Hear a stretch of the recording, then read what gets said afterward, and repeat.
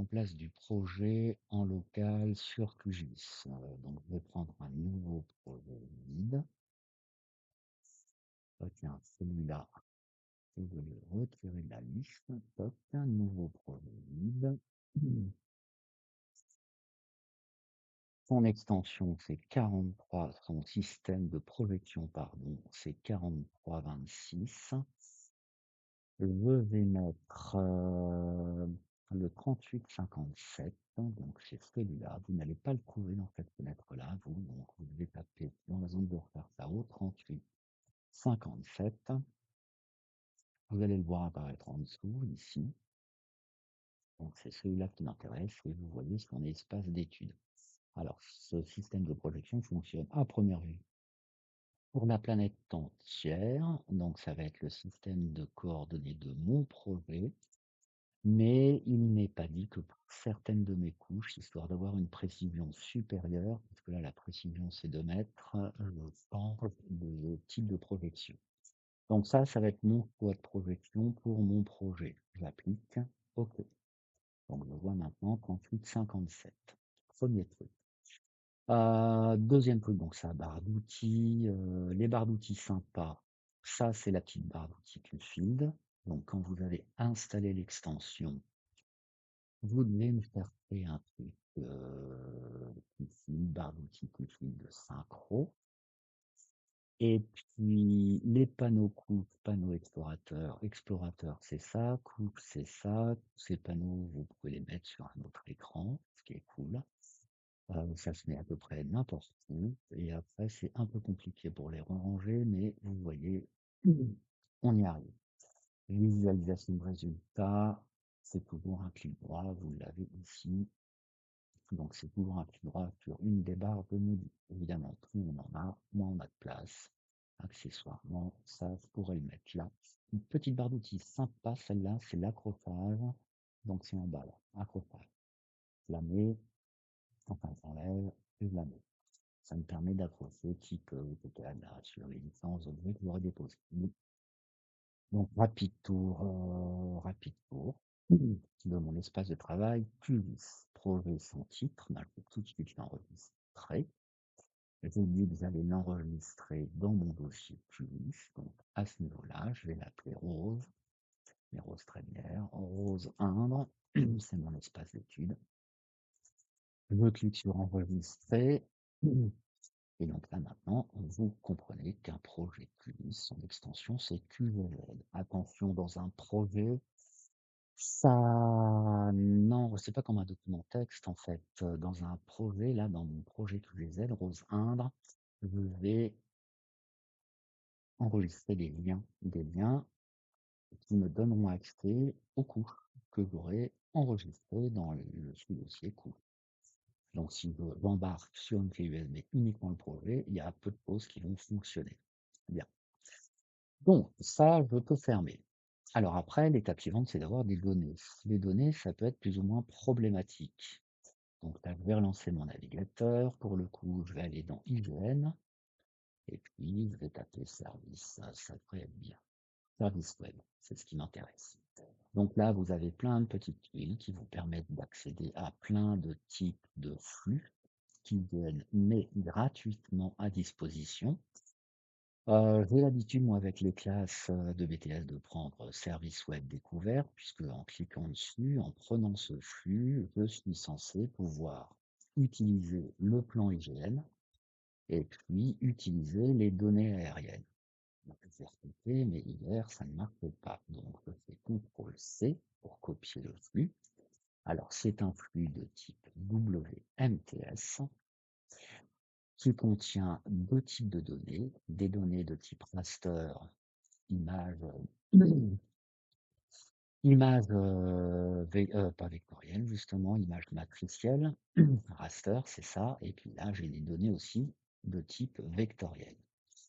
Alors, je vais essayer ce flux, mais possible que ça ne marche pas. Donc, pour créer dans QGIS un flux WMTS, en dessous, je crois que vous avez la procédure qui est là.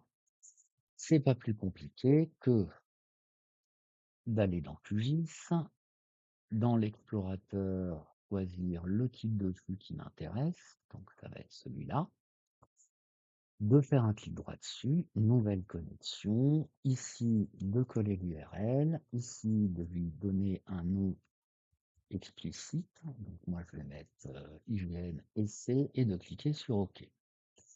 Quand vous avez fait ça et évidemment votre ordi il est sur le net, ben, vous pouvez développer ici le flux que vous venez de créer, toc, et vous trouvez bien les deux types de coûts qu'IGN, via son flux, met à disposition. Je vais prendre le plan IGN, je double-clique dessus, et voici le résultat de mon flux. Alors, ce plan apparaît de cette façon-là, en fonction de cette coordonnée, 38,57.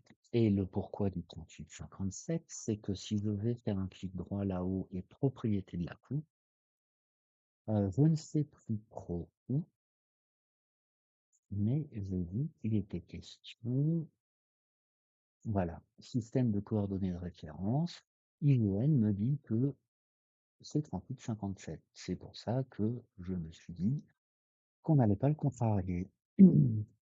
C'est valable pour toutes les autres couches. 38,57, donc là, je peux zoomer, je peux zoomer.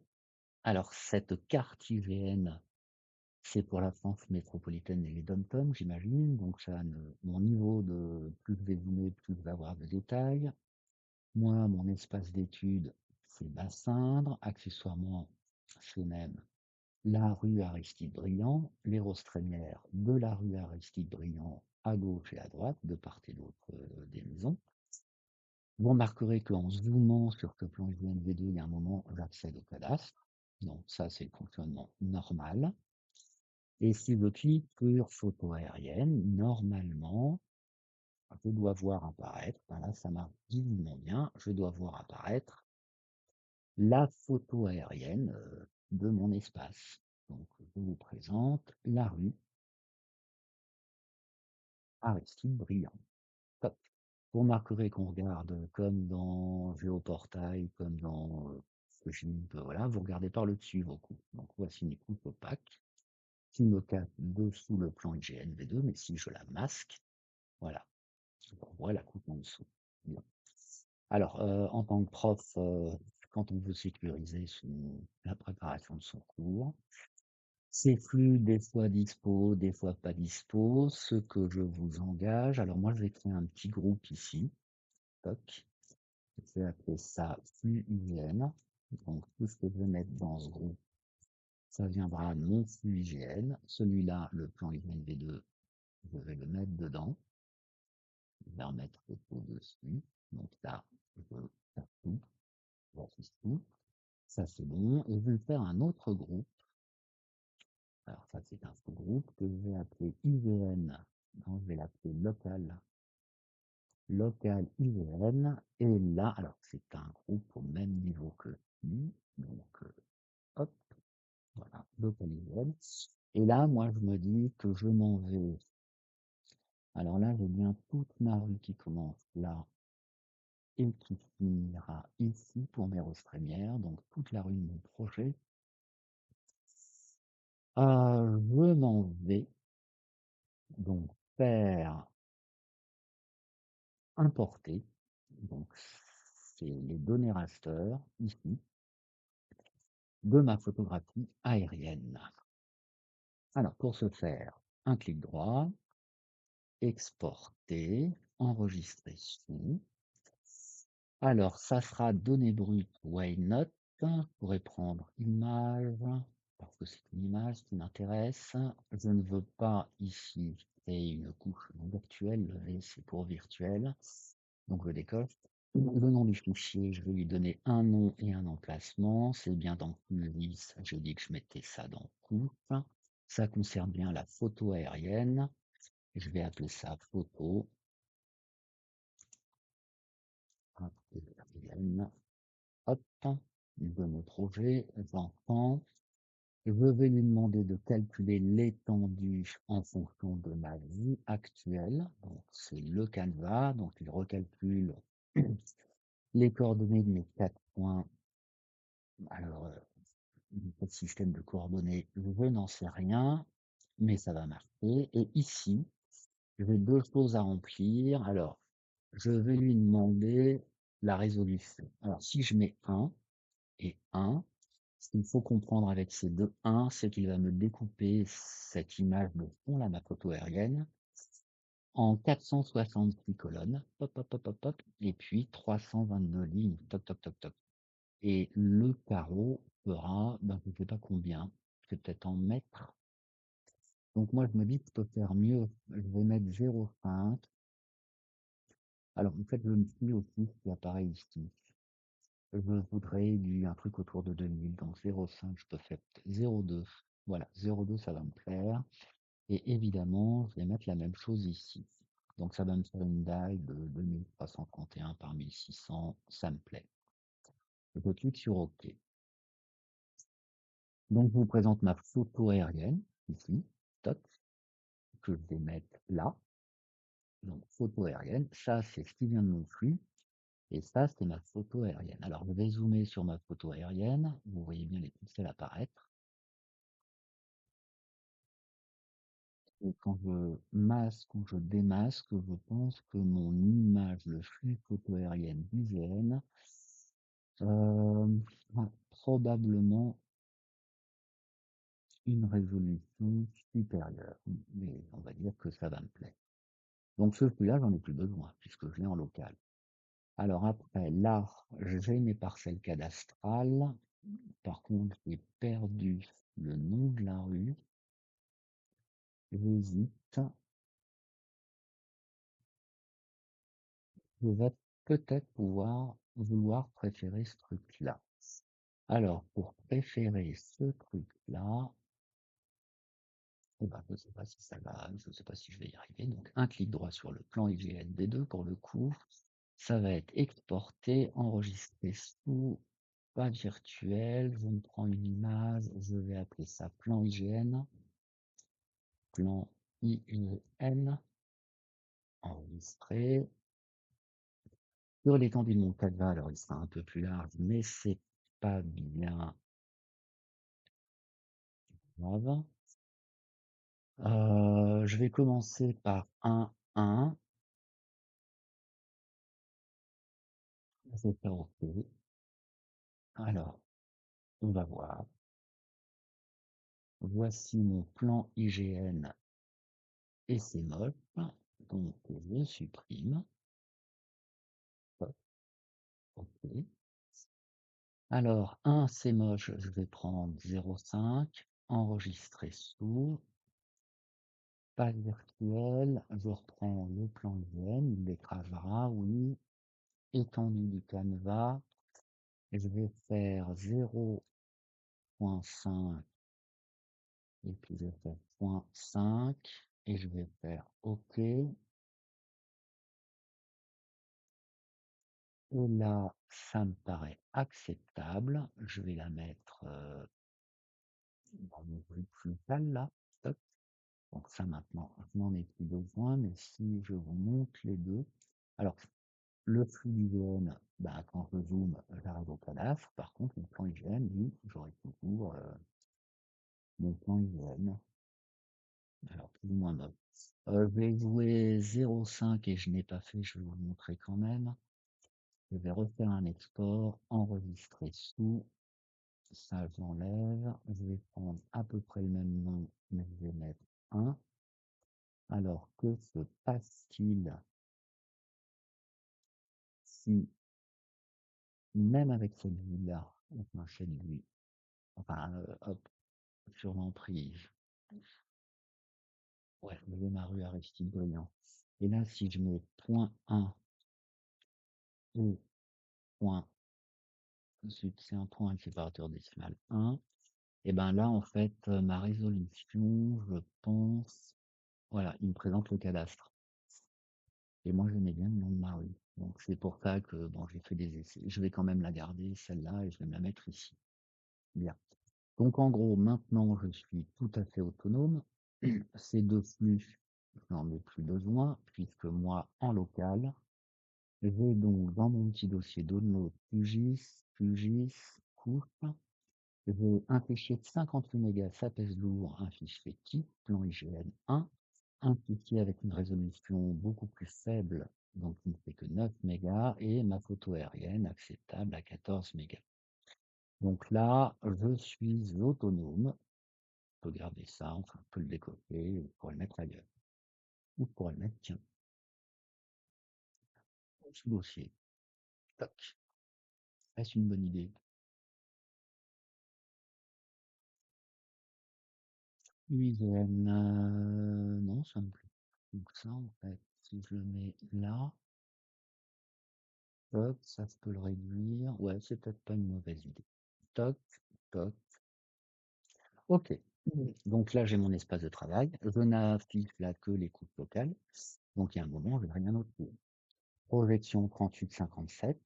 Pour l'instant, tout va bien. Concernant mon projet de mesure de localisation là, avec une file de grosses premières, ben, à minima, je pense qu'il me faut créer alors une grille. Je vais me créer ma grille. Alors moi, mon espace d'étude, je vais m'appuyer sur cette image, donc la photo aérienne, hein. Voilà, j'ai ma roue. Non, je vais me faire, pardon, une autre coupe. Alors pour créer une coupe, ici c'est par ici que ça se passe, plus le plus vert, c'est pour créer des objets, c'est pour aller chercher des objets qui existent déjà. Et les petites étoiles jaunes, là, c'est pour créer quelque chose en partant de rien. Alors, je vais choisir, moi, des géopackages, puisque lorsque je vais utiliser QField, quand je vais synchroniser mon projet avec mon téléphone, en fait, l'application, l'extension, là, QField Synchro, elle va me transformer mes couches en géopackage. Donc, autant avoir une couche géopackage toute faite. Alors là, je vais me trouver un groupe que je vais appeler projet rose, projet, non, relevé. Ça sera mon relevé, je le sors du local, toc. Et dans ce groupe, je m'en vais créer un géopackage. Donc c'est parti, base de données. Donc là, faut lui donner un nom et un endroit. Je suis bien dans le groupe. Alors ça va être les limites de mon projet. Limites de limites du projet. Les limites de mon projet. Ok. Type de géométrie. Les limites, je vais dessiner un rectangle, donc ça va être une polyligne.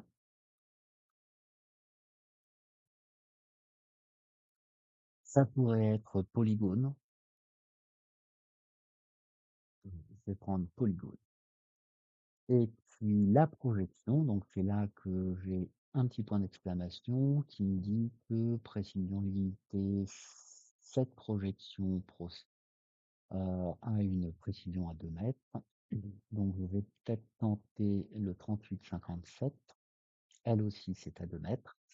Eh ben, je m'en vais prendre, alors le Lambert 93, 21-54, si vous ne l'avez pas dans les propositions, eh bien, je vais annuler. Si vous ne l'avez pas dans les propositions, projet, eh ben non, on pourra le faire après. Donc, je vais prendre la mauvaise position, donc je reprends, excusez-moi, géopackage, oui, coup, oui, limite, projet, et je clique sur enregistrer, clic de géométrie, on a pris polygone, et je vais prendre, ben, je vais laisser 43-26. Je ne remplis rien ici, je fais OK. Voici une couche limite projet. Moi, les limites projet, ben, ça va être un rectangle. Donc, je vais bien activer ma couche. Je clique bien sur le crayon. Ayant édité ma couche, j'accède maintenant à ça. Et là, je vais pouvoir faire un clic ici, un clic là, un clic là, et puis un clic là. Pour quitter, clic droit. Là, c'est la clé primaire. Donc, qu'est-ce qu'il me dit là? C'est numéro génération automatique, c'est parfait. Je clique sur OK. Alors évidemment, avec cette couche, ça fait mon espace d'étude. Cette couche, elle est opaque, donc rien ne m'interdit d'ailleurs, tiens, donc là, j'enlève le crayon, j'enregistre et rien ne m'interdit de faire un clic droit dessus, propriété et d'aller lui dire que le remplissage, pas de remplissage, donc je pense que c'est ça, couleur, couleur, non, je cherche ça. Alors, pour jouer avec l'opacité, non, mais c'est là, couleur de remplissage.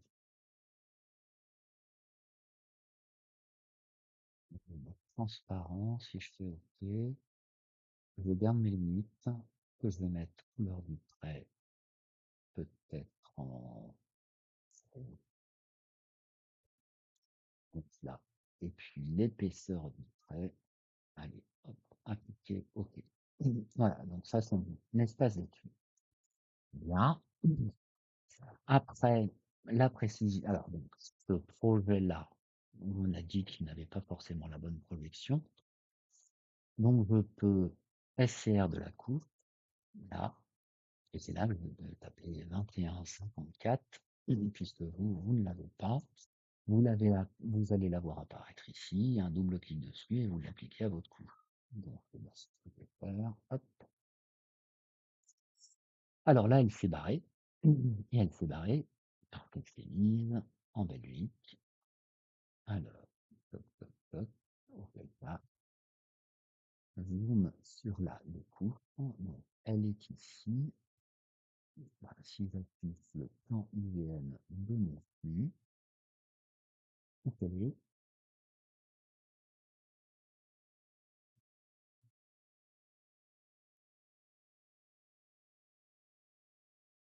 je vais faire zoomer sur la découpe. Ben, elle est là. Et ben donc, je vais lui remettre une projection, contrairement à ce que je disais. Donc, je vais lui remettre SR de la couche. Je vais lui prendre 38,57. Hop. Et donc là, si je fais un clic droit, zoomer sur la lécousse, je la retrouve là. Et si ça, je l'enlève, photo aérienne, plan IGN, ça, je ferme. Je vais peut-être enregistrer. Voilà, c'est peut-être un problème de rafraîchissement. Je m'en vais fermer mon projet et le réouvrir. Mon projet, il est là.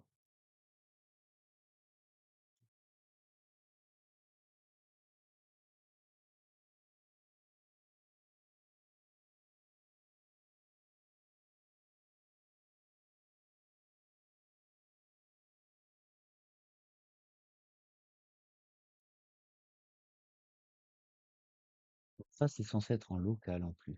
Ça qui est pas. Alors, pourquoi il ne me l'affiche pas?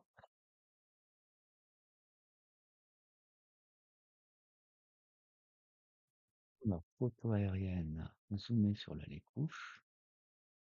Non, c'est pas embarqué où?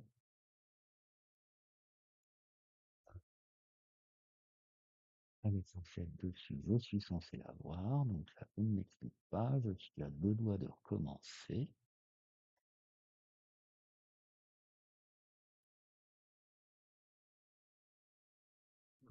Rafraîchir, rafraîchir, rafraîchir. Propriété. Est-ce que j'ai un truc? Rafraîchir. Formation, source. Mettre à jour l'emprise.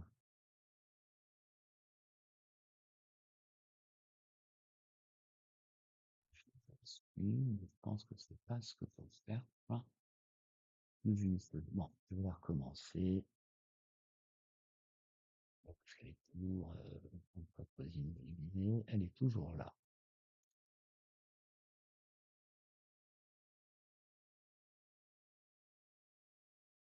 Peut-être rappeler 57, on est d'accord?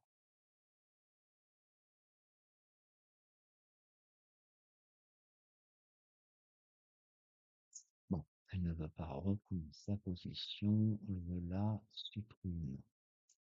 Je retourne sur ma photo aérienne, je refais projet, géopackage, je l'appelle limite projet, on a dit polygone, projection du projet, ok, écrasé, j'édite, je refais mes limites, là, là, là, là, clic droit, ok. Je refais un clic droit, propriété, concernant le remplissage, couleur de remplissage, j'édite, transparent, ok.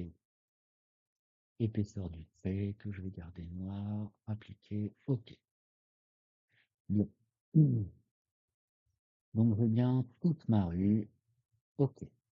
Cette couche est en édition, je ferme, j'enregistre. Je vais me créer une autre couche, géopackage, toujours dans relevé, que je vais appeler relevé pour le coup. Relevé rose, bien. Ok. Type de géométrie, ce sera point. Parce que je vais mettre des petits points. Type de projection du projet. Je vais lui mettre un point. Si par exemple, je vois d'autres trucs, des roses, des pissenlits, enfin voilà. Et longueur maximale, je vais lui dire 20 pour le nom. J'ajoute. Donc là, c'est une coupe qui aura une table attributaire qui contiendra la clé primaire plus un autre champ de type texte nom qui aura un nom, enfin qui s'appellera nom et qui contiendra donc du texte et 20 caractères. Je fais OK. Et donc là, je pourrais d'ores et déjà éditer ma touche et puis placer mes petits points. Mais ça, une orientation plus petite, premier point, ça sera un deuxième point. Donc ça, c'est ce que je vais faire en fait. Vous remarquerez que je ne suis pas obligé de remplir le champ non. Et si je voulais mettre mauvaise herbe, je mettrai mauvaise herbe. Hop. Et qu'est-ce que je peux dire d'autre? Et évidemment, il n'y a pas d'intérêt de faire ce que je fais, puisque moi, c'est sur le terrain que je vais vouloir faire ça. Donc, je m'en vais avec l'outil sélection, là, active. Je m'en vais faire un rectangle de sélection. J'ai bien sélectionné mes trois nœuds. Et là, je peux faire sup, hop, pour supprimer mon contenu. Donc, cette route est balayée rapide. Je clique sur le petit crayon, j'enregistre. J'ai une coupe prête pour mon relevé. Alors après, ce qui n'a pas marché là quand on était en regroupement, c'était ma fameuse grille. Donc je m'en vais me créer une grille, toujours de package, je vais appeler ça grille. Hop, enregistrer. Type de géométrie. Alors grille, je vais en faire deux. Et je vais faire une grille type ligne. Non, je vais en faire une polygone. Qu'elle soit pleine, ce qui n'a pas marché, c'est parce qu'elle n'était pas pleine. 38-57, oui, c'est une grille. Polygone. Hop, hop, hop, hop, hop. Annulé. C'est pas du tout là. Pour créer ma grille, je m'en vais aller dans Vecteur, dans Refaire, et une grille. C'est plutôt ça. Le type de ma grille, ça sera rectangle, polygone. Il faut qu'il y ait une surface. L'étendue de ma grille, depuis la coupe, une limite projet. Ça ne débordera pas de ma coupe du projet, donc son carré gris, donc noir, pardon. L'espacement de ma grille, je vais dire que ça va être tous les 5 mètres, et je vais mettre 10. Donc, Et la projection, ça c'est bon. J'exécute et je ferme. Donc, je vous présente une grille pleine. Et si je mets les limites de mon projet dessus, donc voilà, c'est la grille qui est optimisée pour, qui encadre bien, qui inclut bien donc les limites de mon projet. Donc là-dedans, ça c'est bon. Ce petit symbole-là, ça veut dire qu'elle est virtuelle. Donc je m'en vais, annuler, l'exporter, sauvegarder les entités sous, yes. Géopackage, oui, nom difficile, grille, projection, ben, c'est tout à lui donner un nom, et elle se met bien dans tout. Donc, je vais appeler ça grille. Enregistrer. OK. Et celle-là, je peux la virer, puisque j'en ai fait une copie. Supprimer la coupe. Je vais la renommer parce qu'un G majuscule, c'est quand même mieux. Je- Hop. Donc là, je suis prêt. Prêt. Donc, je vais peut-être arrêter cette vidéo. Et l'étape suivante, donc là, je suis prêt à partager via le cloud ce projet en local sur mon PC avec mon téléphone. Donc, c'est ce qu'on va voir dans la vidéo suivante.